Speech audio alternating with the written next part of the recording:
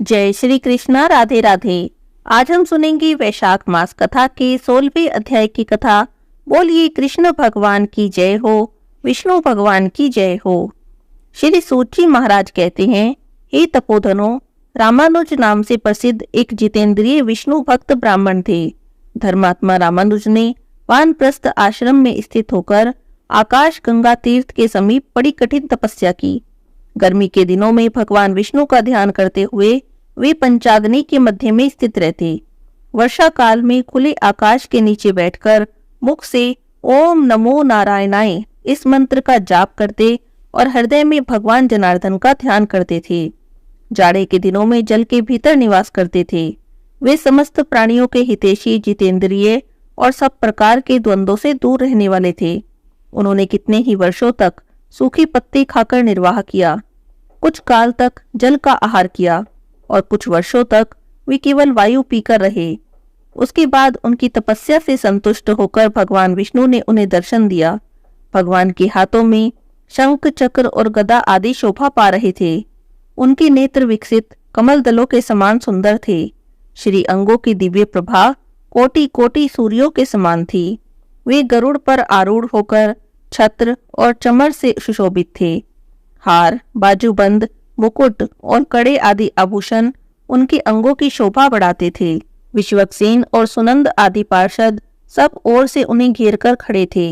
वीणा, वेणु और मृदंग आदि बाजे बजाने वाले नारद जी उनकी महिमा का गान कर रहे थे। भगवान का ऐश्वर्य परम उत्तम रूप से प्रकट हो रहा था। वे पीतांबर से शोभायमान थे। उनके वक्ष स्थल में लक्ष्मी का निवास था। श्याम मेघ के समान उनकी कांति थी। दोनों पार्श्व भाग में खड़े हुए सनक आदि महायोगी भगवान की सेवा में लगे थे।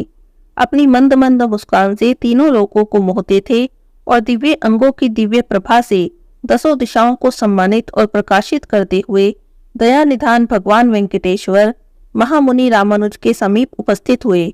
उन्होंने अपनी चारों बाहों से मुनि को पकड़कर अपने हृदय से लगा लिया और प्रेम से कहा, हे महामुनि, मैं तुमसे प्रसन्न हूँ, कोई वर मांगो। मैं तुम्हारी तपस्या से संतुष्ट हूँ। तुमने जो नमस्कार किया है उससे मेरा प्रेम और भी बढ़ गया है। मैं यहाँ तुम्हें वरदान देने के लिए आया हूँ। तब रामानुज ने कहा, हे नारायण, हे रमानाथ, हे श्रीनिवास, हे जनार्दन, हे जगत धाम, हे गोविंद, हे नरकांतक, हे वेंकटाचल शिरोमणि, मैं आपके दर्शन से ही कृतार्थ हो गया। धर्मनिष्ठ पुरुष आपको नमस्कार करते हैं क्योंकि आप ही धर्म के रक्षक हैं। जिन्हें महादेव जी और ब्रह्मा जी भी नहीं जानते, तीन वेदों को भी जिनका ज्ञान नहीं हो पाता, उन्हीं आप परमात्मा को आज मैं जान गया। इससे अधिक और कौन सा वरदान हो सकता है। जिन्हें योगी भी नहीं देख पाते, केवल कर्मकांडी लोग जिनकी झांकी नहीं कर पाते, उन्हीं आप परमात्मा का आज मुझे प्रत्यक्ष दर्शन हो रहा है। इससे बढ़कर और क्या हो सकता है। संपूर्ण जगत के स्वामी वेंकटेश्वर, मैं इतने से ही कृतार्थ हो गया हूँ। जिनके नाम का स्मरण करने मात्र से बड़े बड़े पातकी मनुष्य भी मुक्ति को प्राप्त हो जाते हैं, उन्हीं भगवान जनार्दन का आज मैं प्रत्यक्ष दर्शन कर रहा हूँ। हे प्रभु, आपके युगल चरणारविंदों में मेरी भक्ति बनी रहे। तब श्री भगवान ने कहा, हे महामते, मुझ में तुम्हारी दृढ़ भक्ति हो। हे ब्राह्मण, मेरी कही हुई दूसरी बात सुनो। जब सूर्य मेष राशि पर जाते हैं, उस समय चित्रा नक्षत्र से युक्त पूर्णिमा होने पर जो लोग आकाश गंगा में स्नान करते हैं, वे पुनरावृत्ति रहित परम धाम को प्राप्त होते हैं। रामानुज, तुम आकाश गंगा के समीप ही निवास करो। प्रारब्ध कर्म के अनुसार प्राप्त हुए इस शरीर का अंत होने पर तुम्हें मेरे स्वरूप की प्राप्ति होगी। इस विषय में बहुत कहने की क्या आवश्यकता है। आकाश गंगा के शुभ जल में जो कोई स्नान करते हैं, वे सभी उत्तम भगवत भक्त हो जाते हैं। तब रामानुज ने पूछा, हे भगवान, भगवत भक्तों के लक्षण क्या हैं और किस कर्म से उनकी पहचान होती है। मैं इस विषय को सुनना चाहता हूँ। तब भगवान वेंकटेश बोले, हे मुनि श्रेष्ठ, तुम भगवत भक्तों के लक्षण सुनो। जो सभी प्राणियों के हितैषी है, जिसमें दूसरों के दोष देखने का स्वभाव नहीं है, जो किसी से ईर्ष्या नहीं रखते और ज्ञानी शांत चित्त हैं, वे ही भगवत भक्त हैं। जो मन, वाणी और क्रिया के द्वारा दूसरे को पीड़ा नहीं देते, जिनमें संग्रह करने का स्वभाव नहीं है, उत्तम कथा श्रवण करने की जिनमें सात्विक बुद्धि संलग्न रहती है, और जो मेरे चरणारविंदों के भक्त हैं, जो उत्तम मानव माता पिता की सेवा करते हैं, देव पूजा करते हैं, भगवत पूजन के कार्य में सहायक होते हैं और पूजा होती देखकर मन में आनंद मनाते हैं, वे ही भगवत भक्तों में सर्वश्रेष्ठ हैं। जो ब्रह्मचारियों की और सन्यासियों की सेवा करते हैं, जो दूसरे की निंदा कभी नहीं करते, जो मनुष्य सबके लिए हितकारक वचन बोलते हैं और जो लोक में सद्गुणों के ग्राहक हैं, वे उत्तम भगवत भक्त हैं। जो सब प्राणियों को अपने समान देखते हैं तथा शत्रु और मित्र में संभाव रखते हैं, जो धर्म शास्त्र की वक्ता हैं और सत्यवादी हैं, और जो ऐसे पुरुषों की सेवा में लगे रहते हैं, वे सभी उत्तम भगवत भक्त हैं। दूसरे मनुष्य का अभ्युदय देखकर जो प्रसन्न होते हैं, भगवत नामों का कीर्तन करते हैं और जो भगवान के नामों का अभिनंदन करते हैं, उन्हें सुनकर हर्ष से भर जाते हैं और उनके संपूर्ण अंगों में रोमांच हो जाता है। जो अपने आश्रमोचित आचरण के पालन में तत्पर रहते हैं, अतिथियों के पूजक हैं, वेदांत के वक्ता हैं, वे ही उत्तम वैष्णव हैं। जो अपने पढ़े हुए शास्त्र को दूसरों के लिए बताते हैं और सर्वत्र गुणों का ग्रहण करने वाले हैं, जो एकादशी का व्रत करते हैं, मेरे लिए सत्कर्मों का अनुष्ठान करते हैं, मुझी में मन लगाते हैं और मेरा ही भजन करते हैं, मेरे भजन के लिए लालायित रहते हैं और सदा ही मेरे नामों का स्मरण करते हैं, वे उत्तम भक्त होते हैं। सद्गुणों की ओर जिनकी स्वाभाविक प्रवृत्ति है, वे ही भक्त हैं। ऋषियों ने पूछा, हे भगवान, दान किसे देना चाहिए और दान का क्या समय होता है? तब सूत जी ने कहा, हे ऋषियों, नपुंसक, पुत्रहीन, पाखंडी, वेद वेताओं और ब्राह्मणों से द्वेष रखने वाले और अपने कर्म का त्याग कर देने वाले पुरुष को दिया हुआ दान निष्फल हो जाता है। जो पराई स्त्री में आसक्त हैं, दूसरे के धन का जिसके मन में लोभ है, जो गीत गाने वाला है, ऐसे ब्राह्मण को दिया हुआ दान निष्फल हो जाता है। जिसके मन में दोष दर्शन का भाव होता है, जो मायावी है, कृतघ्न है, जिसमें ज्ञान का अभाव है, जो सदा ही भीख मांगने वाला है, हिंसक है, जो नाम विक्रय, वेद विक्रय, स्मृति विक्रय और धर्म विक्रय करने वाला है, दूसरे को सताना जिसका स्वभाव बन गया है, ऐसी ब्राह्मण को दिया हुआ दान निष्फल हो जाता है। जो कोई भी पाप में संलग्न रहने वाले हैं, उनसे ना तो कुछ लेना चाहिए और ना ही उन्हें कुछ देना चाहिए। जो उत्तम कर्म में तत्पर हो, अग्निहोत्री, जीविकाहीन, दरिद्र और कुटुंबी ब्राह्मण को दान देना चाहिए। जो देवताओं की पूजा में लगा हुआ हो, पुराणों की कथा कहने वाला हो, ऐसे ब्राह्मण को और उसमें से भी जो दरिद्र हो उसे दान देना उचित है। पाखंडी, पतित, संस्कार भ्रष्ट, वेद बेचने वाले, कृतघ्न और पाप परायण ब्राह्मण को कभी प्रणाम भी न करें। जो स्नान कर रहा हो, जिसके हाथों में समिधा हो, फूल हो, जिसने जलपात्र ले रखा हो और जो भोजन करता हो, ऐसे व्यक्ति को प्रणाम नहीं करना चाहिए। जो कलह प्रिय, अत्यंत क्रोधी, दमन करने वाला, जन समुदाय के मध्य में स्थित, भिक्षांधारी और सोया हुआ हो, उसे भी प्रणाम नहीं करना चाहिए।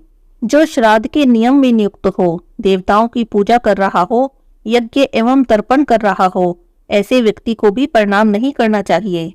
यदि श्राद्ध के लिए कोई सुपात्र ब्राह्मण न मिले तो केवल सूत काटकर अर्थात जनेऊ बनाकर जीविका चलाने वाले सदाचारी और पुत्रवान ब्राह्मण को श्राद्ध के लिए निमंत्रित करें। यदि वह भी न मिले तो पुत्र को या छोटे भाई को या अपने को ही श्राद्ध में नियुक्त करें। पुत्रहीन ब्राह्मण को किसी भी प्रकार से श्राद्ध के लिए नियुक्त न करें। हे ऋषियों, अब मैं तुमसे एक प्राचीन इतिहास कहता हूँ। बहुत समय पहले की बात है। पद्म नाम के एक जितेंद्रिय ब्राह्मण थे। वह दयालु, उपवासशील, सत्यवादी और सब प्राणियों को अपने ही समान देखने वाले, विषय कामना से रहित, सब भूतों के हितैषी, मन और इंद्रियों को वश में रखने वाले और सब प्रकार के द्वंद्वों से रहित थे। कितने ही वर्ष तक वह सूखे पत्ते चबाकर रहे, कुछ काल तक केवल जल पीकर रहे और फिर कई वर्षों तक उन्होंने केवल वायु का आहार किया। इस प्रकार महामुनि पद्मनाभ ने 12 वर्षों तक कठोर तपस्या की। इसके बाद भगवान लक्ष्मीपति ने इनकी तपस्या से संतुष्ट होकर इन्हें प्रत्यक्ष दर्शन दिए। श्री हरि ने अपने हाथों में शंख, चक्र और गदा आदि को धारण कर रखा था। उनके नेत्र खिले हुए कमल दल की भांति शोभा पा रहे थे और श्री अंगों की कांति कोटि कोटि सूर्यों को भी लज्जित कर रही थी। पद्मनाभ ने जब आंखें खोलकर शंख, चक्र, गदाधारी शांत स्वरूप करुण सागर वेंकटनाथ भगवान श्रीनिवास का दर्शन किया तो उन्हें देखकर उनकी स्तुति करने लगा। शारंग धनुष को धारण करने वाले हे देवादिदेव भगवान वेंकटेश्वर को नमस्कार है। नारायण गिनी पर निवास करने वाले आप श्रीनिवास जी को नमस्कार है।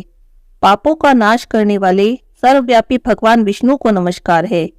शेषाचल निवासी आप भगवान श्रीनिवास को नमस्कार है, जो तीनों लोकों के स्वामी हैं, विश्वरूप हैं, सबके साक्षी हैं, शिव और ब्रह्मा आदि के लिए भी वंदनीय हैं और जिनके नेत्र कमल के समान हैं, जो शीर सागर में शयन करते हैं और जो दुष्ट राक्षसों का संहार करते हैं, उन भगवान श्रीनिवास को नमस्कार है। जो भक्तों के प्रियतम दिव्य स्वरूप, देवताओं के स्वामी, शरणागतों की पीड़ा का नाश करने वाले हैं, जो योगियों के पालक, वेद वेद्य और भक्तों के पापों का नाश करने वाले हैं, उन भगवान विष्णु को नमस्कार है। चक्र तीर्थ निवासी पद्मनाभ मुनि के द्वारा इस प्रकार स्तुति किए जाने पर ऐश्वर्यशाली विश्वरूप दयानिधान वेंकटनाथ भगवान श्रीनिवास जी बहुत ही संतुष्ट हुए और बोले, हे महाभाग, तुम मेरे चरणारविंदों के पूजक हो। हे द्विज श्रेष्ठ, इस चक्र तीर्थ पर मेरी पूजा करते हुए तुम एक कल्प तक निवास करो। और ऐसा कहकर भगवान वहीं पर अंतर्ध्यान हो गए। तब से परम बुद्धिमान पद्मनाभ मुनि चक्र तीर्थ के किनारे रहकर निवास करने लगे। कुछ काल के बाद वहां पर एक भयंकर राक्षस आया। वह क्रूर क्षुधा से पीड़ित होकर नारायण पारायण पद्मनाभ मुनि को अपना ग्रास बना लेना चाहता था। उसने बड़े वेग से ब्राह्मण को पकड़ लिया। तब उन्होंने शरणागतों के रक्षक दयासागर चक्रपाणी श्री नारायण को पुकारा और बार बार कहा, हे प्रभु, मेरी रक्षा करो, मेरी रक्षा करो। हे प्रभु, हे वेंकटेश, हे दया सिंधु, हे शरणागत पालक, हे पुरुष सिंह, मैं राक्षस के वश में आ गया हूँ, आप मेरी रक्षा करो। हे लक्ष्मीकांत, हे दुखारी हरि, हे विष्णुदेव, हे वैकुंठनाथ, हे गरुड़ ध्वज, आपने ग्रह के चंगुल में फंसे हुए गजराज की जिस प्रकार रक्षा की थी, उसी प्रकार इस राक्षस के आक्रमण से दबे हुए मुझ अपने भक्त की रक्षा करो। हे दामोदर, हे जगन्नाथ, हे हिरण्यकश्यपों का मर्दन करने वाले नरसिंह, प्रहलाद जी की भांति मैं भी राक्षस के द्वारा पीड़ित हूँ, अतः उन्हीं के समान आप मेरी रक्षा करो। पद्मनाभ की इस प्रकार स्तुति करने पर अपने भक्त के ऊपर भय आया हुआ जानकर दयानिधान चक्रपाणी ने भक्त की रक्षा के लिए अपने चक्र को भेजा। भगवान का वह चक्र बड़े वेग से चक्र तीर्थ के तट पर आया। वह अनंत सूर्य के समान तेजस्वी और अनंत अग्नि के समान ज्वाला मालाओं से प्रज्वलित था। उससे बड़े जोर की गड़गड़ाहट हो रही थी। बड़े बड़े असुरों का संहार करने वाले उस सुदर्शन चक्र को देखकर वह राक्षस वहां से भागा, परंतु सुदर्शन ने सहसा ही पास पहुंचकर उसका मस्तक काट डाला। राक्षस को पृथ्वी पर पड़ा हुआ देखकर विप्रवर पद्मनाभ मुनि बहुत प्रसन्न हुए और सुदर्शन चक्र की स्तुति करने लगे। उन्होंने कहा, संपूर्ण विश्व के संरक्षण की दीक्षा लेने वाले हे विष्णु चक्र, आपको नमस्कार है। आप भगवान नारायण के कर कमल को विभूषित करने वाले हैं। आप युद्ध में असुरों का संहार करने वाले हैं। अतिशय गर्जना करने वाले हे सुदर्शन, आप भक्तों की पीड़ा का नाश करने वाले हैं। आपको नमस्कार है। मैं भय से उद्विग्न हूँ, आप सब प्रकार के पाप ताप से मेरी रक्षा करें। हे स्वामी, हे सुदर्शन, हे प्रभु, संकट से छुटकारा चाहने वाले, संपूर्ण जगत का हित करने के लिए आप सदा ही इस चक्र तीर्थ में निवास करें। ब्राह्मण के ऐसा कहने पर भगवान विष्णु के चक्र ने अपने स्नेह से उन्हें तृप्त करते हुए कहा, हे पद्मनाभ, यह चक्र तीर्थ अत्यंत उत्तम और महापवित्र है। मैं संपूर्ण लोकों का हित करने के लिए सदा ही इस तीर्थ में निवास करूंगा। आपके ऊपर दुरात्मा राक्षस के द्वारा आए हुए संकट का विचार करके भगवान विष्णु से प्रेरित होकर मैं शीघ्र ही यहाँ आया था। आपको पीड़ा देने वाले उस अधम राक्षस को मैंने मार डाला है और आपकी उससे भय से रक्षा की है, क्योंकि आप भगवान के भक्त हैं। हे ब्राह्मण, सब पापों का हरण करने वाले इस परम पवित्र चक्र तीर्थ में सब लोगों की रक्षा के लिए अब मैं सदा निवास करूंगा। मेरे निवास करने से यह तीर्थ चक्र तीर्थ के नाम से प्रसिद्ध हो जाएगा और जो भी मनुष्य इस मोक्षदायक चक्र तीर्थ में स्नान करेंगे, उन सबके पुत्र पौत्र और वंशज निष्पाप होकर भगवान विष्णु के परम धाम को प्राप्त होंगे। ऐसा कहकर भगवान विष्णु के चक्र ने पद्मनाभ मुनि और अन्य ब्राह्मण को देखते ही देखते सहसा ही उस चक्र सरोवर में प्रवेश किया। हे शौनक आदि मुनियों, इस प्रकार मैंने तुमसे चक्र तीर्थ के महात्म्य का वर्णन किया है। जो भी मनुष्य एकाग्रचित होकर इस अध्याय को पढ़ता है या सुनता है, उसे चक्र तीर्थ में स्नान करने का उत्तम फल प्राप्त होता है। आज के अध्याय की कथा यहीं पर समाप्त होती है। आगे की कथा हम अगले अध्याय में सुनेंगे। बोलिए कृष्ण भगवान की जय हो, विष्णु भगवान की जय हो।